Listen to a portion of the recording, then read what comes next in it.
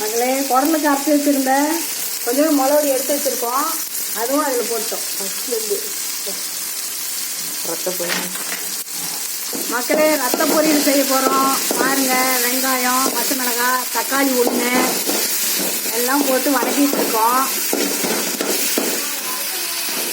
பாருங்கள்,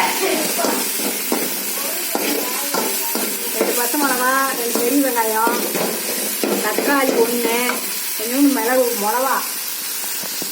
பொடி.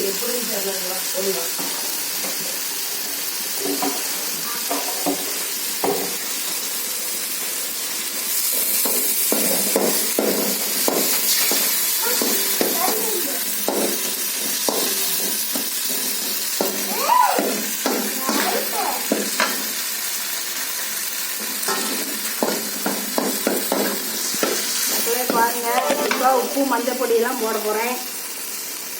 மருமக போய் உட்காந்துட்டாக்க கால் வலிக்குதாமா.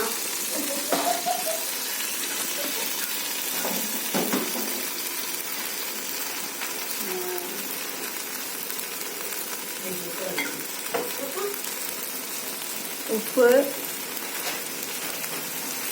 கொஞ்சம் கம்மியாக போடலாம். ரத்தத்திலே உப்பு போட்டிருப்பாங்க, கொஞ்சம் கம்மியாக போடணும்.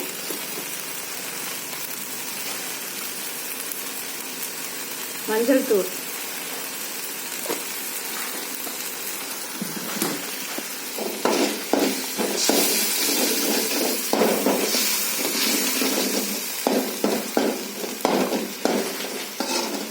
சாந்து ஊற்றாமலையும் செய்யலாம், அது கொஞ்சம் டேஸ்ட் கம்மியாக இருக்கும்.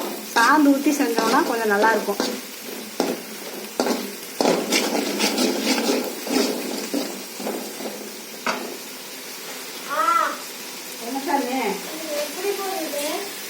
எல்லாம் அப்படிதான் அண்ணன் தான் போட்டோம்.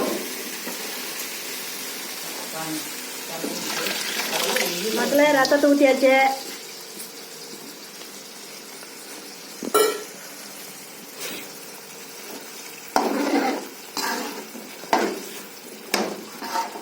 நாங்கள் குடல் தனியாக ரத்தம் தனியாக செய்கிற மக்களே, அதனால் இதில் குடல் போடல, குடல் தனியாக வறுத்து செஞ்சிட்டோம். இப்போ ரத்தம் மட்டும் செய்ய போகிறோம்.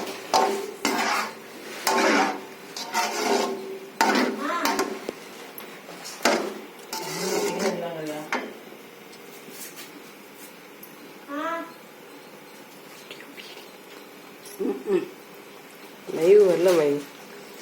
சரி எடுத்து அப்புறமா இதுதானே. அப்புறம் ரத்தம் வந்ததுன்னா அப்படித்தானே ஆன் பண்ணிட்டியா? உப்பு வருதுன்னு பார்க்கலாம்.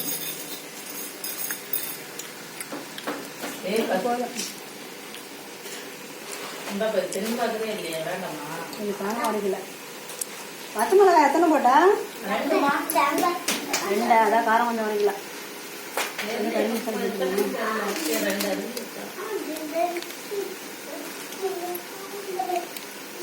கொஞ்சம் கறி மசாலா, கொஞ்சம் காரம் கம்மியாக இருக்கு. கொஞ்சம் மிளகாத்தூள், வரமிளகாத்தூள், கொஞ்சம் வரமிளகாத்தூள், உப்புலாம் சரியா இருக்கு.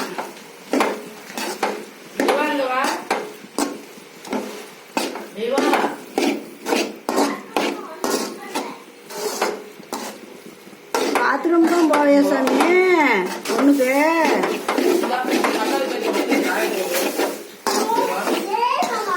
மக்களே அவ்வளோதான் வேலை. இதெல்லாம் நாங்கள் என்ன பண்ணணும்னா ஃபர்ஸ்ட்லேருந்து பார்த்தீங்களா இல்லையான்னு தெரியல. ஒரு பெரிய வெங்காயம், 2 பச்சை மிளகாய், 1 தக்காளி நல்லா அரிஞ்சு வணக்கி அந்த கடுகு கறிப்பில் போட்டு தாளிச்சு விட்டு, அதுக்கப்புறம் கொஞ்சம் மிளகுடி, கறிக்கு ஆட்டின மிளகுடி இருந்துச்சு, அது கொஞ்சம் போட்டு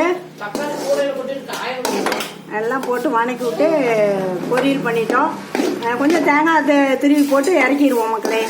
அவ்வளோதான், ரெடி ஆயிடுச்சு. வாங்க சாப்பிட்லாம்.